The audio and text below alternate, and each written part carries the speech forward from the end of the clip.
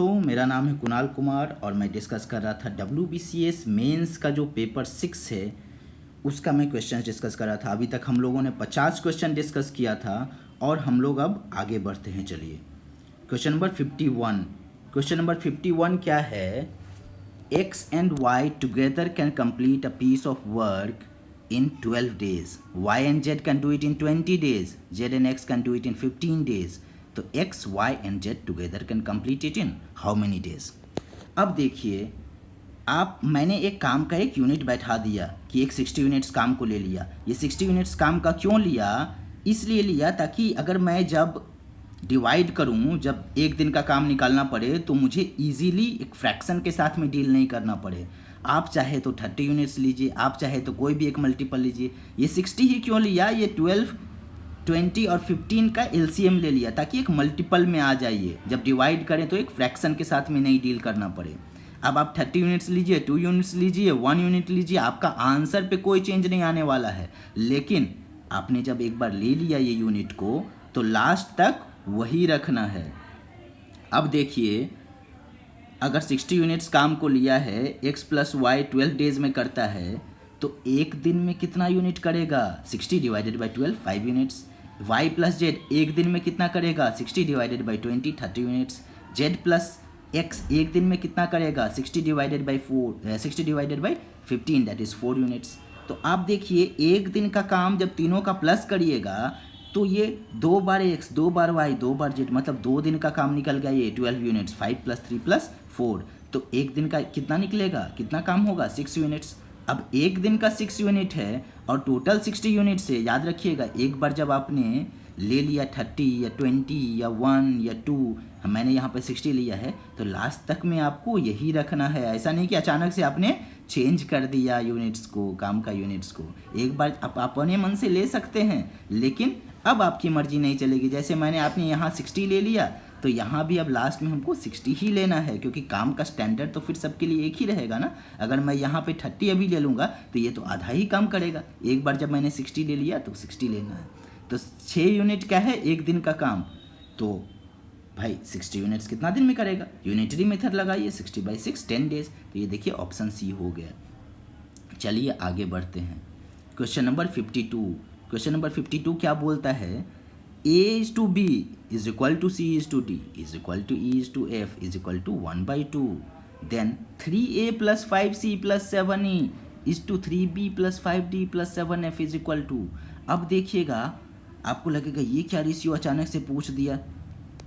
आप देखिए, एक तो सिंपल सा चीज़ है, जब आपको कुछ नहीं आता है तो आप कोई भी वैल्यू बैठाइए और यहाँ पे करिए। बट उससे अच्छा क्या है कि आप पैटर्न को देखिए A में 3 लगा हुआ है, B में भी 3 लगा हुआ है, C में 5 लगा हुआ है, D में भी 5 लगा हुआ है, 7 में E में 7 लगा हुआ है, F में भी 7 लगा हुआ है। तो आप देखिएगा, जब A/B 1/12 1/2 है तो 3A/3B क्या रहेगा? भाई 3A/3B अगर आप लिखते हैं तो 3 तो कट गया, ये तो A/B ही रहा, तो रेशियो सेम रहा।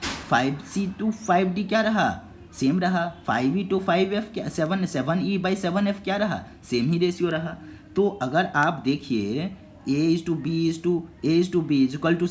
= E/F कोई भी रेशियो रहेगा ना, तो आप A + C + E / B + D + F करेंगे तो भी रेशियो वही रहेगा जो इंडिविजुअल रेशियो था। तो यहाँ पर अगर मान लीजिए, ये देखिए, इसको कैपिटल A मान लीजिए, इसको कैपिटल B, कैपिटल C, इसको कैपिटल D, 7E को कैपिटल E, 7F को कैपिटल F, तो भी तो वही इक्वेशन में आ गया ना, वही रेशियो में आ गया ना। A/B, capital A/B = capital C/D capital E/कैपिटल F = 1/2।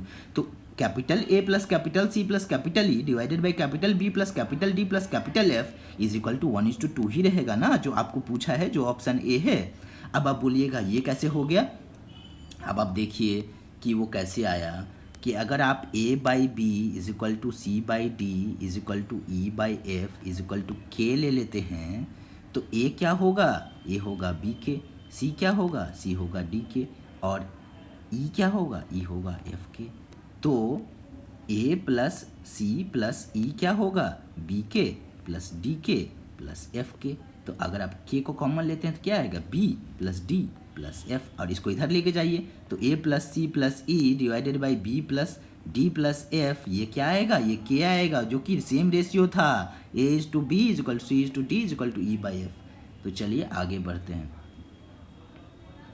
देखिए क्वेश्चन नंबर 53। क्वेश्चन नंबर 53 क्या बोलता है, when 40% of a number is added to 42 the result is the number itself। तो नंबर क्या है, देखिए 40% ऑफ नंबर, एक खुद नंबर तो खुद का 100% होता है, तो 40% किस में ऐड होगा तो 100% बनेगा, ऑब्वियस ही बात है 60% में ऐड होगा। तो ये 42 कुछ नहीं है, 60% ऑफ द नंबर, मतलब इसी चीज़ को घुमा करके वो बोल रहा है कि 60% ऑफ x = 42 है, तो आप x बताइए क्या, एकदम सिंपल है, अब इसको मल्टीप्लाई करिए, हो गया। इक्वेशन में आप लिखना चाहते हैं तो ऐसे लिखिए 40% ऑफ x जो क्वेश्चन में दिया हुआ प्लस 42 = x, तो आप 42 = क्या आ जाएगा 60/100x, क्योंकि 40% मतलब क्या हुआ पर 100%। तो यहाँ पर आप देखिए सॉल्व करके यही आ गया। चलिए हम लोग आगे बढ़ते हैं। क्वेश्चन नंबर देखिए 54 क्या बोलता है, speed of a train 150 metre long is 50 km/h, how much time will it take to pass a platform 600 metre long. अब देखिए यहाँ पर दो जब ट्रेन गुजरेगी, जैसे मान लीजिए कि ये ट्रेन है और ये प्लेटफॉर्म है, मान लीजिए कि ये प्लेटफॉर्म है, ठीक है। वैसे यहाँ पे देखिए प्लेटफॉर्म का लेंथ बहुत ज़्यादा है ट्रेन से, बट जस्ट मेरा फिगर ड्रॉ करने का कैपेबिलिटी सही नहीं है, मैं आपको बस एक दिखा रहा हूँ। तो आप देखिए ये मतलब ये काफ़ी छोटा होगा ये ट्रेन, उस हिसाब से 1/4 हो जा रहा है। अब देखिए जो ट्रेन है, ट्रेन जब यहाँ पे रीच करेगा, ठीक है, जब यहाँ पे रीच करेगा तो ये तो पूरा ये जो देखिए ट्रेन का हेड है, ये तो पूरा 600 ट्रैवल करेगा ही। अब क्या होगा ना, ये प्लेटफॉर्म को क्रॉस करने के लिए इसको खुद का लेंथ को क्रॉस करना पड़ेगा कि नहीं, ये 150, तब ना हम लोग बोलेंगे ट्रेन पूरी क्रॉस किया प्लेटफॉर्म को। अगर सिर्फ यहाँ एक आदमी खड़ा रहता है और बोलता है कि आदमी को कितना टाइम में क्रॉस करेगा, तो जो डिस्टेंस लेंगे वो आदमी का तो नेग्लिजिबल है ना लेंथ, तो अब ट्रेन का ही ले लेंगे हम लोग सिर्फ। लेकिन जब प्लेटफॉर्म यहाँ पे दिया हुआ है तो प्लेटफॉर्म प्लस ट्रेन का आएगा, क्यों, क्योंकि प्लेटफॉर्म तो पूरा क्रॉस करने में ये भी लेंथ से गुजरना पड़ेगा ना उसको, तो टोटल डिस्टेंस 750 हो गया। अब देखिए डिवाइडेड बाई 50 करने से तो आ ही जाएगा, लेकिन यहाँ पे क्या है, आपको देखिए यहाँ पर मीटर में दिया हुआ है, यहाँ km/h में दिया हुआ है, और आपको जो टाइम है वो तो सेकेंड में दिया हुआ है। तो आप अगर टाइम को चेंज करिएगा, मतलब ये जो यूनिट है इसको चेंज कर लीजिएगा मीटर/सेकंड में, तो आराम से आ जाएगा। अब मीटर/सेकंड में चेंज करिएगा कैसे, 5/18 कर दीजिए, तो क्या होगा, मीटर कटा, ये सेकंड बच गया टाइम, तो 54 सेकंड्स आ गया। आप सिंप्लीफाई करिएगा तो अब बोलिएगा 5/18 क्यों किए, तो देखिए 5/18 क्यों किए, अगर आप किलोमीटर को लिखिएगा 1 किलोमीटर को, तो ये कितना होता है 1000 मीटर होता है, और 1 आवर को लिखिएगा तो कितना होगा 3600 सेकेंड्स होगा कि नहीं होगा। 1 आवर कितना होता है 60 मिनट्स, और 60 मिनट्स कितना होता है 1 मिनट कितना होगा 60 सेकेंड, तो 16 × 60 3600। तो उसी में आप km/h जहाँ पे था वहाँ पर 1000 डिवाइडेड बाई 3600 मीटर/सेकेंड लिख सकते हैं। इसको आप सॉल्व करिए, कटा, ये 5 बचा, ये 18 बचा, तो कितना आ गया 5/18 आ गया मीटर/सेकेंड। और जब आप मीटर/सेकेंड को km/h में चेंज करिएगा तो ये उल्टा हो जाएगा, 18/5 हो जाएगा। चलिए आगे बढ़ते हैं। देखिए question number 55, 4/5 of a system is filled in 1 minute.